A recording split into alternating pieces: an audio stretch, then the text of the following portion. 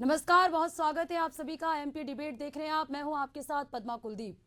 मध्य प्रदेश में बुधनी और विजयपुर विधानसभा सीट के उपचुनाव का परिणाम बीजेपी और कांग्रेस के बीच 50-50 रहा। दोनों अपनी अपनी सीट बचाने में सफल रहे। लगातार हार का सामना कर रही कांग्रेस के राजनीतिक जख्म पर उपचुनाव की जीत ने मरहम का काम किया है। जीतू पटवारी अध्यक्ष बनने के खाते में ये पहली जीत आई है। वहीं बीजेपी के लिए विजयपुर में पराजय ने गहरा जख्म दिया है। इस सीट से 5 बार अजय रहे वन मंत्री रामनिवास रावत को हार का सामना करना पड़ा। यहाँ कांग्रेस शुरू से ही बिकाऊ और टिकाऊ का मुद्दा उठा रही थी। वहीं विजयपुर में उपचुनाव के पहले हिंसा की कुछ वारदातें हुई तो कांग्रेस ने बीजेपी प्रत्याशी रामनिवास रावत पर कई आरोप लगाए। बीजेपी ने सफाई दी, मगर मतदाता तक समय के पहले बात नहीं पहुंच पाई। बुधनी सीट पर शिवराज सिंह चौहान ने 1 लाख से ज्यादा वोटों से चुनाव जीता था। विदिशा संसदीय चुनाव में भी बुधनी से बंपर बढ़त ली थी, लेकिन उपचुनाव में बीजेपी की बढ़त मात्र 13,000 रह गई। इस सीट पर शिवराज सिंह चौहान की प्रतिष्ठा भी दांव पर थी। बुधनी में शिवराज से ज्यादा एक्टिव उनके बेटे कार्तिक सिंह रहे। शिवराज के पास झारखंड विधानसभा चुनाव का प्रभार था। बुधनी टिकट बंटवारे के बाद बगावत की सुर नजर आए थे। शिवराज के बेहद करीबी राजेंद्र सिंह ने खुलकर विरोध किया। गुटबाजी को शिवराज सिंह चौहान ने समय रहते ही संभाल लिया था। ऐसे में शिवराज सिंह के गढ़ में कम अंतर से चुनाव जीतने पर मोहन यादव को लेकर भी अटकलें लगाई जा रही है। उपचुनाव में बीजेपी और कांग्रेस ने अपने अपने गढ़ बचाकर साख तो बचा ली, मगर वन मंत्री रामनिवास रावत की हार ने गहरा झटका दिया है।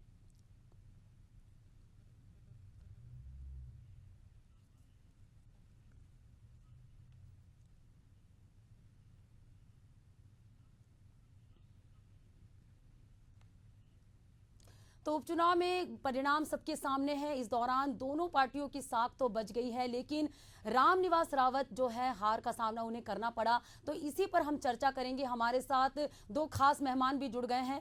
बीजेपी से है हमारे साथ अजय सिंह यादव जी, आपका बहुत बहुत स्वागत है। वहीं कांग्रेस से है हमारे साथ नीलाभ शुक्ला जी, आपका भी बहुत बहुत स्वागत है। जी, मेरा पहला सवाल है बीजेपी से अजय सिंह जी से कि साख तो बच गई दोनों पार्टियों की, लेकिन रामनिवास रावत जी को हार का सामना करना पड़ा। इसको लेकर आपकी क्या राय है? देखिए, मध्य प्रदेश में भारतीय जनता पार्टी को लगातार 20 सालों से प्रदेश की जनता का आशीर्वाद मिल रहा है और अभी मोहन यादव जी के मुख्यमंत्री बनने के बाद भी हमने सभी 29 लोकसभा सीटें जीती, छिंदवाड़ा का लोकसभा जीता, अमरवाड़ा उपचुनाव जीता और अभी जो उपचुनाव हुए इनमें निश्चित ही विजयपुर और बुधनी दोनों जगह जो परिणाम आए हैं वो हमारी अपेक्षा से कुछ कम आए हैं। इसको स्वीकार करने में कहीं कोई दिक्कत नहीं है, क्योंकि हम उम्मीद कर रहे थे कि हम विजयपुर भी जीतेंगे और बुधनी में भी हम हालांकि जीते, लेकिन अंतर और ज्यादा होना चाहिए था। लेकिन भारतीय जनता पार्टी लगातार जनता के बीच में रहकर काम करने वाली पार्टी है।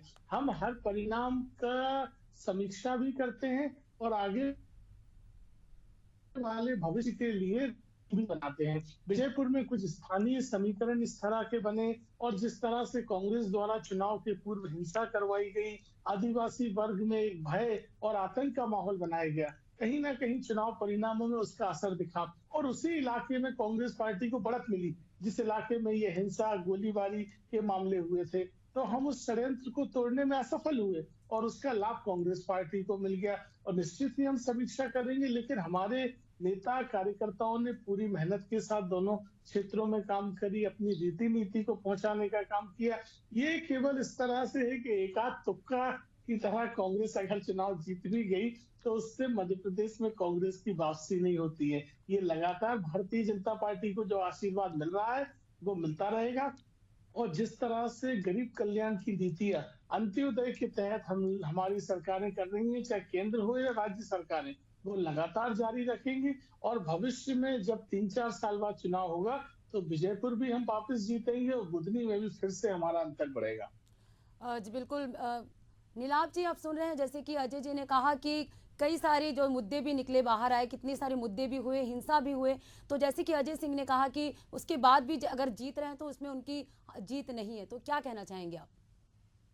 देखिए, हार का सदमा सिंह मेरे अजय सिंह जी के चेहरे पे साफ दिखाई दे रहा है। किस तरह की बातें जो कर रहे हैं। देखिए, जनता ने स्पष्ट चुना है, गद्दार वर्सेस खुद्दार। जनता ने जिनके मत का अपमान किया, जिसने अपने लाभ के लिए, अपने लालच के लिए मात्र संस्था को छोड़ा, जनता के मत का अपमान करते हुए लालच से वशीभूत होकर उपचुनाव में जनता को झोंका, जनता ने स्पष्ट संदेश दिया है कि गद्दार अब बर्दाश्त नहीं होंगे। दूसरी बात, मेरे भाई अभी बोल रहे थे कि जहां जहां आदिवासियों पर अत्याचार हुए, गोलीबारी, वहां पर कांग्रेस को बढ़त मिली। निश्चित रूप से बढ़त मिली, क्योंकि आपके जो आपने वहां पे जो अपनी हरकतें की थी वो जनता सामने स्पष्ट हो गई। किस तरह आपने भारी डकैत लाकर आदिवासियों पर गोलियां चलाई, चुनाव को हाईजेक करने का प्रयास किया, आंगनबाड़ी कार्यकर्ताओं द्वारा भाजपा के पक्ष में प्रचार कराया, सरकारी तंत्र को पूरी तरह झोंक दिया, गुंडागर्दी चरम पर रख दी, आचार संहिता का खुलकर दुरुपयोग किया। कि हमने लगभग 100 शिकायतें करी आचार संहिता चुनाव आयोग को, लेकिन नहीं, किसी पर भी संज्ञान नहीं लिया गया। हमारे कार्यकर्ताओं को जबरन पुलिस में थाने में गिरफ्तार किया गया, हमारे प्रत्याशी को गिरफ्तार कर लिया गया।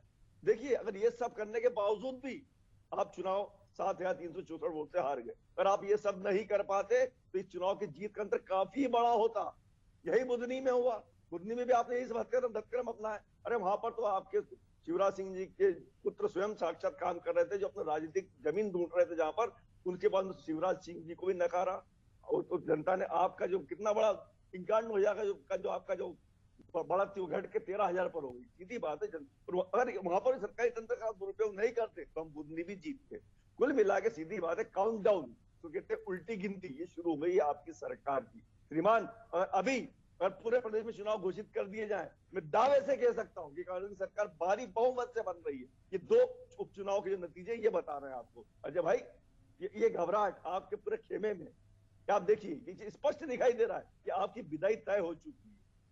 अब अगर चुनाव में मैं कह रहा हूं, अभी चुनाव आज घोषित हो जाते तो कांग्रेस सरकार भारी बहुमत से बन रही है। क्योंकि आपकी जो सरकार, जो साल भर की सरकार है, उसकी सर आईने तरह साफ हो गई। किस तरह झूठ और भ्रम की राजनीति आप फैलाकर, झूठी धोती घोषणाएं कर आप सरकार में काबिज तो हो जाते हैं, कि बाद में जनता ठगी हुई महसूस करती है।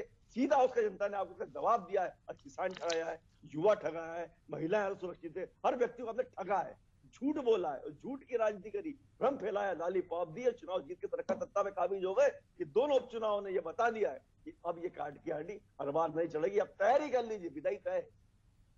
जी बिल्कुल, हमारे साथ इस चर्चा में भोपाल ब्यूरो चीफ राकेश शर्मा जी भी जुड़ चुके हैं, उनसे भी हम बात करेंगे। अजय जी, जैसे कि नीलाभ जी कह रहे हैं, तो इसको लेकर आपकी क्या राय है? देखिए, कांग्रेस के नेताओं को आत्मचिंतन और आत्म अवलोकन की अवस्था में जाना चाहिए। इस तरह से अति उत्साह नहीं दिखाना चाहिए कि चुनाव अभी करवा दे, कल करवा दे, परसों करवा दे। चुनाव तो अपने समय पे ही होते हैं, और 6 महीने पहले लोकसभा चुनाव हुए थे, उसमें सभी 29 सीटें आप हार ही गए थे। एक साल, अरे नीलाभ जी, मैंने आपको सुना ना, वातावरण रोज तो नहीं हो सकते ना चुनाव आपका वातावरण देख के। और इस वातावरण में भी तो एक सीट हम आपसे ज्यादा अंतर से जीते हैं। बुधनी हम 14,000 से जीते हैं। आप तो अपनी परंपरागत सीट जो हमेशा से कांग्रेस जीत रही थी वहां जीत के आए। दूसरी, कांग्रेस पार्टी के झूठ और फरेब की कली खुल गई है विजयपुर में। कांग्रेस ने लगातार कहा कि अधिकारियों का दुरुपयोग हो रहा है, चुनाव में अधिकारी पूरी तरह से प्रभावित कर रहे हैं, और यहाँ तक कि 40 बूथ लूट लिए, और वहां इनके एजेंट ने साइन करके दिया कि पूरी तरह चुनाव हुआ है। मतगणना के पहले रामनिवास रावत जी के रिश्तेदारों को मतगणना में लगा दिया है, पूरी मतगणना प्रभावित हो जाएगी। तो नीलाम जी, इस चुनाव को रद्द करवा दें अगर सब कुछ प्रभावित होकर जीते हो तो ये कांग्रेस की झूठ की भी कलई खुली है। हम तो लोकतंत्र में विश्वास करते हैं, जो जनादेश है उसको स्वीकार करते हैं। हम समीक्षा भी कर रहे हैं, और कांग्रेस के झूठ फरेब को भी भविष्य में जनता तक कैसे तोड़ा जाए उसको भी हम काम कर रहे हैं। और हमारी नीति रीति का, चाहे मध्य प्रदेश हो, चाहे महाराष्ट्र हो, उत्तर प्रदेश हो, उत्तराखंड हो, राजस्थान हो, देश भर में दिखाई देता है कि किस तरह का परिणाम भाजपा के पक्ष में आया है। केवल एक आध जगह तुक्का लग गया तो कांग्रेस के नेता ऐसा लग रहा है जैसे कि समा नहीं रहे। तो इस तरह का अति उत्साह नहीं दिखाना चाहिए। जनता के लिए हम लगातार डिलीवर करेंगे, और हम निश्चित ही विजयपुर में भी वापसी करेंगे। जी बिल्कुल, हमारे साथ चर्चा में ब्यूरो चीफ राकेश शर्मा जी भी हैं, उनसे भी हम राय जान लेते हैं। राकेश जी, जैसे कि दल बदल की राजनीति का मामला भी बहुत सामने आया था, रामनिवास रावत का बीजेपी ज्वाइन करने के बाद से ही ये मामला पेचीदा नजर आ रहा था। ऐसे में दोनों पार्टियों ने अपने गढ़ तो बचा लिए, लेकिन रामनिवास रावत के यहाँ से विधायकी भी चली गई, अब वो मंत्री भी नहीं रहे। तो इसको लेकर आप क्या राय देना चाहेंगे? देखिए पद्मा, हम यदि दोनों विधानसभा उपचुनाव को देखें तो यदि हम सबसे पहले बीजेपी की बात करें तो बीजेपी अपना गढ़ जो है कि बुधनी विधानसभा सीट थी उसको बचाने में कामयाब हो गई।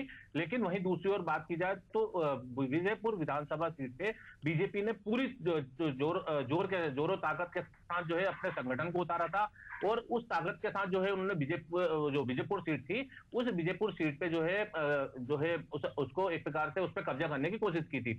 लेकिन वो सीट जो है कांग्रेस के पाले में चली गई। दरअसल देखिए, हम यदि पुराने इसमें जाते हैं तो करीब 1 साल पहले जो चुनाव हुए थे बुधनी में, उसमें करीब 1,04,000 वोटों से बुधनी सीट से तत्कालीन मुख्यमंत्री की बात की जाए और अभी वर्तमान में केंद्रीय मंत्री हैं शिवराज सिंह चौहान, वो चुनाव जीते थे। लेकिन यदि बात की जाए तो अभी बुधनी सीट से केवल यदि बात की जाए तो जो बीजेपी प्रत्याशी थे रमाकांत भार्गव, वो उनको केवल मात्र 1,04,000 वोट ही मिले। और ऐसा माना जाए कि यदि बात की जाए तो 90,000 जो वोट हैं वो बीजेपी के जो हाथ में थे या साथ में थे तो वो उससे छिटक गए हैं। तो यदि दूसरी ओर अब बात करें हम विजयपुर की, तो विजयपुर जो है कांग्रेस का परंपरागत गढ़ था।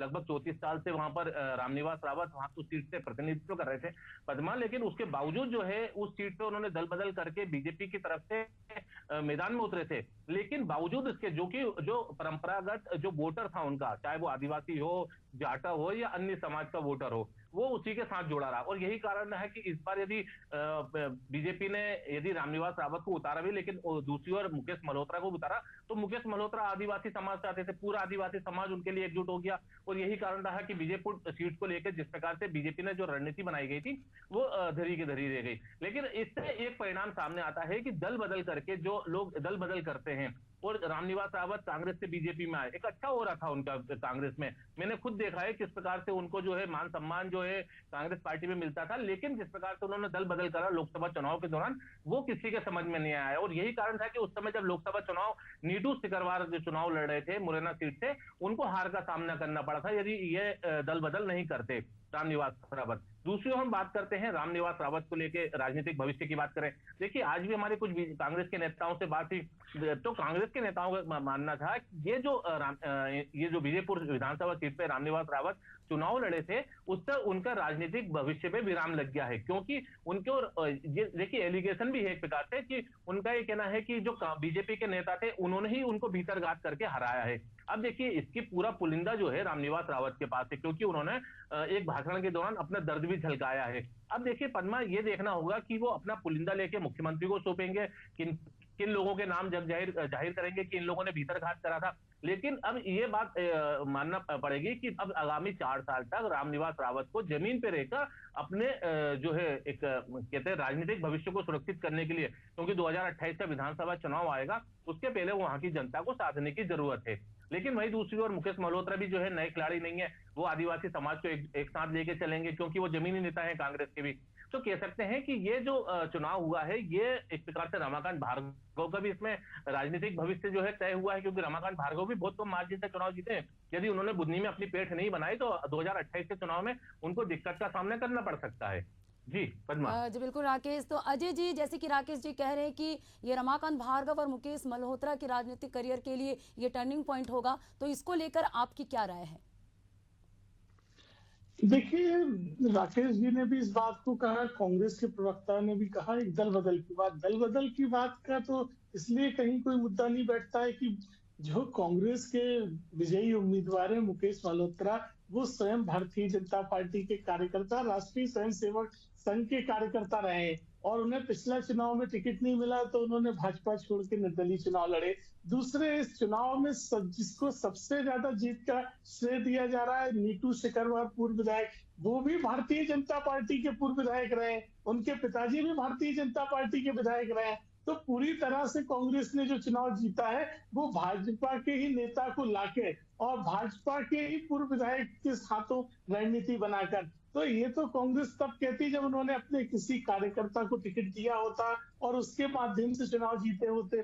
तो ये मुद्दा किसी भी तरह नहीं। हाँ, लेकिन कांग्रेस ने जो झूठ और भ्रम फैलाया, जो आतंक की झूठी कहानी बनाई, जो सरकारी कर्मचारी, आंगनबाड़ी कार्यकर्ता, ये जो झूठी स्क्रिप्ट कांग्रेस ने बनाई, वो कहीं ना कहीं कांग्रेस का वो झूठ सफल हो गया। और उस झूठ को कांग्रेस जोर जोर से चिल्ला चिल्ला कर पहुंचाने में सफल हो गई, और कांग्रेस पार्टी को उस झूठ और साजिश का लाभ मिला, जिसकी वजह से वो चुनाव जीते। लेकिन विजयपुर में रामनिवास रावत जी 6 चुनाव जीते हुए पुराने नेता हैं, भविष्य में वो आगे भी काम करेंगे और 2028 में विजयपुर में फिर भारतीय जनता पार्टी वापसी करेगी। ये कांग्रेस पार्टी है जो मौसमी चुनाव लड़ती है, किसी क्षेत्र में मजबूती से लड़े और कहने लगे पूरा विधानसभा भंग कर दो, अभी हाल चुनाव करवा लो। तो इस तरह से भारतीय जनता पार्टी चुनाव नहीं लड़ती है। भारतीय जनता पार्टी के कार्यकर्ता सभी 65,000 बूथों पे आज भी काम कर रहे हैं। हमारे बूथ कमेटियों के चुनाव चल रहे हैं, मंडल के चुनाव चल रहे हैं, जिलों के चल रहे हैं, एक एक बूथ पे 11-11 सदस्यों की कमेटी बना रहे हैं।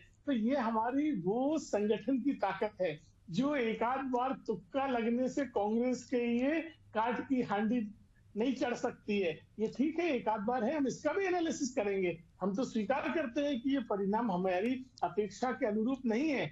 हम चाहते थे, हमारी उम्मीद थी कि परिणाम हमारे पक्ष में आता, लेकिन जो परिणाम है वो हमें स्वीकार है और भविष्य में हम वापसी करेंगे। साथ ही मध्य प्रदेश में सरकार की जो नीतियां हैं उनका लगातार जनता के साथ हमें आशीर्वाद मिल रहा है और भविष्य में भी मिलता रहेगा। रामनिवास रावत जी वरिष्ठ नेता हैं और रमाकांत भार्गव जी सांसद भी रहे हैं, वर्तमान में बुधनी से विधायक बने हैं। तो क्षेत्र की जनता को वो अपनी जिम्मेदारियों के साथ सौगातें देंगे और उनके परफॉर्मेंस के आधार पर 4 साल बाद जनता बुद्धि में फिर से उन्हें मौका देगी। अब वो पहली बार विधायक बने बुद्धि से। तो भारतीय जनता पार्टी तो मानती है कि जनता को हमने डिलीवर किया है और उसके बदले में जनता ने हमें आशीर्वाद दिया है। हमारे नेता भी जनता की सेवा में रात दिन एक करते हैं और उसका आशीर्वाद भविष्य में मिलेगा। अजय जी, आप एक तरफ कह रहे हैं कि एक आध बार जीत हासिल करने से कांग्रेस की ये जीत नहीं है, लेकिन जीतू पटवारी का बयान भी आया था कि अब जो मध्य प्रदेश में जो कांग्रेस के कार्यकर्ता है वो चार्ज हो गए हैं और दल बदल की राजनीति को लेकर भी उन्होंने बात कही थी कि जो जैसा करता है उसे उसका परिणाम यही मिलता है। तो इसको लेकर क्या कहना चाहेंगे आप? देखिए पद्मा जी, तथ्यों से कुतर्क करने से तथ्य नहीं बदल सकते। अभी 3 दिन पहले मध्य प्रदेश कांग्रेस कमेटी की बैठक हुई। ना दिग्विजय सिंह, ना कमलनाथ, ना अरुण यादव, ना अजय सिंह राहुल। तो स्पष्ट तौर पर कांग्रेस के जब बड़े बड़े नेता एक नहीं है तो कौन से कार्यकर्ताओं की एकता की बात कर रहे हैं। यहाँ तक कि सज्जन वर्मा ने सार्वजनिक तौर से कहा कि बैठक में हताश होकर जीतू पटवारी को रोना आ गया। तो भाई वरिष्ठ नेता है, प्रदेश अध्यक्ष से कम इतना परेशान तो ना करे कि उन्हें रोना पड़ जाए। तो कांग्रेस पार्टी की हालत किसी से छुपी नहीं है। हम तो कहते हैं आप विपक्ष का धर्म निभाएं, मजबूत विपक्ष बने, प्रदेश की जनता के हित में एक रचनात्मक भूमिका निभाएं। लेकिन कांग्रेस पार्टी पूरी तरह असफल है। एक आध चुनाव एक तुक्का है और वो भी भाजपा से आए हुए नेताओं की वजह से। यहाँ कांग्रेस का समर्पित नेता कोई नहीं है, ना उम्मीदवार कांग्रेस का है, ना चुनाव में दमखम लगाने वाले कांग्रेस के हैं। कांग्रेस का तो संगठन पूरी तरह समाप्त हो गया है। इसीलिए लगातार आप 20 सालों से लगातार विधानसभा चुनाव हारना, 29 की 29 लोकसभा सीटें हारना, ये कोई संयोग नहीं हो सकता है। मध्य प्रदेश में लोकसभा में 30% मतों का अंतर भारतीय जनता पार्टी और कांग्रेस के बीच में। तो ये ऐसी चीजें हैं जो स्पष्ट दिखाई देती हैं कि मध्य प्रदेश में कांग्रेस पार्टी अब कभी वापसी नहीं कर सकती। नीलाभ जी, क्या कहना चाहेंगे आप? अजय जी कह रहे हैं कि कांग्रेस की वापसी अब नहीं हो सकती। देखिए अजय भाई हमारे वरिष्ठ रहे हैं, अजय भाई हमारी पार्टी में ही थे। ये लोभ लालच से वशीभूत होकर भारतीय जनता पार्टी, इनका शरीर तो चला गया तो इनकी आत्मा हमारे कार्यालय के इर्द गिर्द ही घूम रही थी। हमारे कार्यालय में ताक झाक कर कौन सा लोभ लालच? नीलाभ जी कौन सा लोभ लालच? नहीं, आपने अजय जी सुनने दीजिए, नीलाभ जी कुछ कह रहे हैं। अजय जी नीलाभ जी देखिए मेरी आपत्ति है कि आप अपनी पार्टी की बात करें, व्यक्तिगत टिप्पणी ना करें, व्यक्तिगत टिप्पणी ना करें, और अगर टिप्पणी करें तो उसको प्रमाणित करें। बताइए तो करिए, भारतीय जनता पार्टी में गए कोई लड्डू मिल जाएंगे, वहां पर सरकार है, वो लड्डू तो आपको मिले नहीं। ये कुतर्क है। कांग्रेस पार्टी जनता के बीच में जनाधार खुल चुकी है, इसलिए कोई भी अच्छा व्यक्ति जो जनता की सेवा करना चाहता है वो कांग्रेस पार्टी में नहीं रह सकता है, और ये तथ्य आपको स्वीकार करना पड़ेगा। दिग्विजय रख पर हाथ रख दिया। अजय जी आप चुप रहिए, अब मैं बताऊंगा आपका असलियत क्या है। इनके वन मंत्री को दे दिया जनता ने वनवास। अब वन मंत्री का करियर हो गया खराब पूरी तरह। उसके साथ ही शिवराज जी के लोकप्रियता पर उनके पुत्र कार्तिक के जो वहां पर राजनीतिक भूमि तलाश रहे थे बुद्धि में निशान खड़े हो गए। खाना काउंट डाउन शुरू हो चुका है, उल्टी गिनती शुरू हो चुकी है भारतीय जनता पार्टी की। जनता ने आईना दिखा दिया है कि सरकार फेल हो चुकी है, असफल हो चुकी है, साल भर में जनता इनसे उकता चुकी है। ये मैंने फिर कहा, अब मेरी बात को तोड़ मोड़ के पेश कर रहे थे, मैंने कहा इत्तेफाक से अगर मान लो अगर चुनाव अगर होते हैं तो अब की बार जनता इन्हें पूरा सबक सिखाएगी। ये 2 चुनाव के परिणामों से ये स्पष्ट हो रहा है। अरे बड़ा अंतर होता बुधनी में, अगर आप साम दाम दंड भेद राजनीति नहीं अपनाते, तमाम सरकारी हथकंडे नहीं अपनाते, दबाव प्रभाव की राजनीति नहीं करते, बुद्धि से हम चुनाव जीत रहे थे। और विजयपुर में जीत का अंतर काफी बड़ा होता अगर आप सब हथकंडे नहीं अपनाते तो अजय जी, शायद मैंने आपकी दुखती रख पे हाथ रख दिया, तो मैं फिर बता रहा हूँ, तो लालच से वशीभूत होकर भारतीय जनता पार्टी में गए हो, चाहे आप हो, चाहे वन मंत्री हो, चाहे कोई भी हो, जनता फिर से करवा लो, ये तमन्ना भी पूरी कर लो। अगर लगता है कि दोबारा अच्छे से जीत सकते हो तो विजयपुर में फिर से करवा लो ना चुनाव। अगर आपको ऐसी तमन्ना है कि आपको साम दाम दंड भेद की वजह से मार्जिन कम रह गया है, तो अपने विधायक से बात करके विजयपुर में दोबारा चुनाव करवा लो। कार्यालय में ताक झाक करने के बजाय, और भाजपा का स्तुतिगण, अभी आप नए नवेले प्रवक्ता बने हो भारतीय जनता पार्टी के, तो देखिए कांग्रेस पार्टी केवल जुमलेबाजी करती है और जरा से अति उत्साह में उड़ जाती है। अरे अपने नेताओं को बांधो, आपके नेता की जीतू पटवारी को रोने पे मजबूर कर रहे हैं, बैठकों में नेता नहीं आ रहे और आप भाजपा के कर रहे हो। मुझे बताओ जी, करी मंत्री हो, चाहे रामनिवास रावत हो, चाहे आप हो, जनता उनका क्या आचरण करती है आपने देख लिया। ये जनता का संदेश है गद्दारों के खिलाफ। क्यों सहयोग नहीं कर रहे हैं आपके नेता? नहीं करती श्रीमान।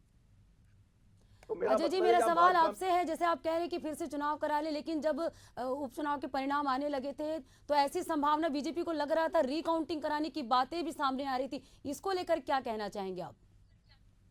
देखिए, रिकाउंटिंग तो एक निर्वाचन प्रक्रिया होती है, चाहे हारे जीते कोई भी उम्मीदवार करवा सकता है, लेकिन कांग्रेस के नेता कह रहे हैं कि प्रशासन के दबाव की वजह से मतों का अंतर कम रहा, तो कांग्रेस के लिए तो खुला है, इस्तीफा दिलवा दें अपने विधायक का, फिर से ज्यादा मतों के अंतर से प्रमाणित कर दें अपनी जीत। अगर कांग्रेस पार्टी इतनी निश्चिंत है इस तथ्य पे, कांग्रेस के नेता केवल कुतर्क करते हैं। कांग्रेस के पास ना जमीनी सच्चाई है, ना जमीन पे कार्यकर्ता है और ना नेता है। मैं तो चुनौती देता हूँ कांग्रेस के प्रवक्ता अपने पार्टी हाईकमान से बात करें कि हम और बड़े अंतर से जीत सकते हैं, तो एक बार फिर से इस्तीफा दिलवा दें मुकेश मल्होत्रा से, वो दूध का दूध पानी का पानी हो जाएगा। ये कांग्रेस पार्टी को समझना पड़ेगा कि एक आध सीट की जीत केवल तुक्का है। जब आप 20 सालों से हारोगे मध्य प्रदेश। राकेश जी, मेरा सवाल आपसे है, जैसे आपने दोनों पार्टियों से सुनी कि झूठ और साजिश की राजनीति यहाँ देखने को मिली, और जैसे कि जीतू पटवारी के बयान भी सामने आए थे, और दोनों प्रवक्ताओं ने जैसे कहा कि अजय सिंह जी ने कहा कि मध्य प्रदेश में अब कांग्रेस की पैठ अब खत्म हो चुकी, तो इसको लेकर आप कितना आश्वस्त हैं?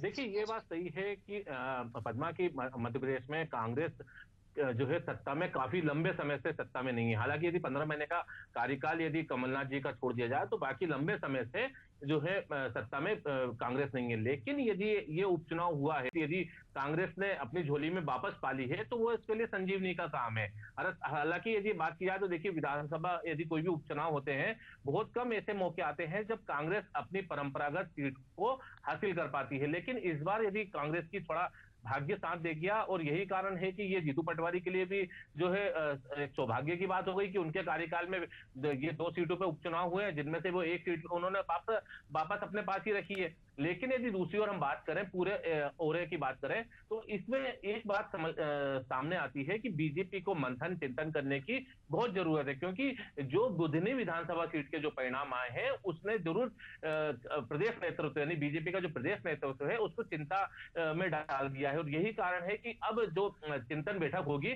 उसमें इन तमाम कारणों पे देखा जाएगा कि कहां बुधनी में कौन कौन से ऐसे बूथ थे जहां पर बीजेपी कमजोर साबित हुई है।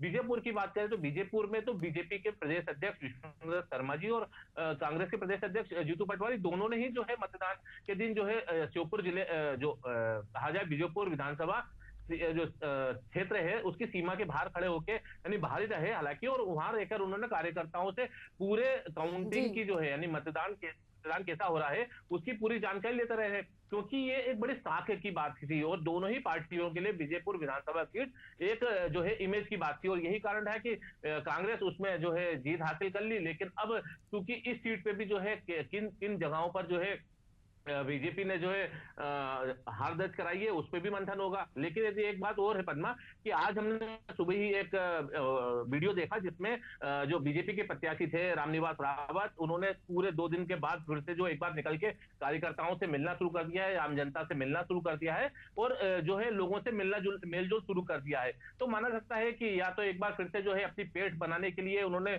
जमीन स्तर पे काम करना शुरू कर दिया है, और यदि ऐसी पेठ बनी रहती है तो फिर कांग्रेस के लिए भी ये जो विजयपुर विधानसभा सीट का जो चुनाव होगा वो थोड़ा सा तनाव वाला भी रहेगा उस समय।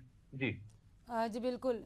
दोनों ही मध्य प्रदेश में दोनों ही सीट के उपचुनाव के परिणाम सबके समक्ष आ गए और दोनों ही पार्टियों ने अपनी अपनी साख तो बचा ली, उनकी प्रतिष्ठा का भी सवाल था। लेकिन इस दौरान जो है वन मंत्री रहे रामनिवास रावत को हार का सामना करना पड़ा। ऐसे में हम चर्चा कर रहे हैं, हमारे साथ कांग्रेस से और बीजेपी से दोनों ही प्रवक्ता जुड़े हुए हैं। हम संक्षेप में जानना चाहेंगे नीलाभ जी से कि इसमें क्या राय है आपकी। देखिए शर्मा जी मेरे वरिष्ठ पत्रकार, इनकी बात, इन्होंने कहा भाग्य से कांग्रेस जीती। कांग्रेस भाग्य से नहीं जीती, कांग्रेस जनता के आशीर्वाद से जीती, कि जनता ने कांग्रेस का साथ दिया है। अब रहा साहब रामनिवास रावत जी का, देखिए उनके कई बयान से अभी चल रहे हैं 1-2 दिन के अंदर, वो अपनी हार का ठिकरा भारतीय जनता पार्टी पर ही थोप रहे हैं। वही बता रहे हैं कि इनके नेताओं ने हमें हराया, रीति नीति ने हराया, इनके झूठ ने हमें हराया। इस तरह की बातें रामनिवास रावत जी स्वयं कर रहे हैं। कुल मिला के वन मंत्री हो चुका है वनवास, और ये शुरुआत हो चुका। यही तैयारी धीरे धीरे होते होते भारतीय जनता पार्टी को वनवास की तैयारी कर लेना चाहिए। अभी तो 2 सीटें, अभी तो ये अंगड़ाई है, आगे और लड़ाई। अजय जी अब देखिए आने वाला जो चुनाव है विधानसभा का, तो पूरा कांग्रेस के पक्ष में होगा। ये 2 सीटों के नतीजों ने स्पष्ट जनता को बता दिया कि बिल्कुल नीलाभ जी, आरोप प्रत्यारोप का दौर तो चलता रहेगा। जनता जनार्दन के जो परिणाम है वो सबके समक्ष है। लोकतंत्र यहाँ जनता निर्णय करती है और उपचुनाव के परिणाम सबके समक्ष है। भले ही 50-50 रहा, लेकिन दोनों ही जो सीट थे उसमें जीत हासिल कर ली, एक बीजेपी और एक कांग्रेस ने। शुक्रिया आप तीनों का, नीलाभ जी, अजय जी और राकेश जी, कि आपने इस खास चर्चा में हमारे साथ शामिल हुए। तो एमपी डिबेट देख रहे थे आप, इसी के साथ नमस्कार।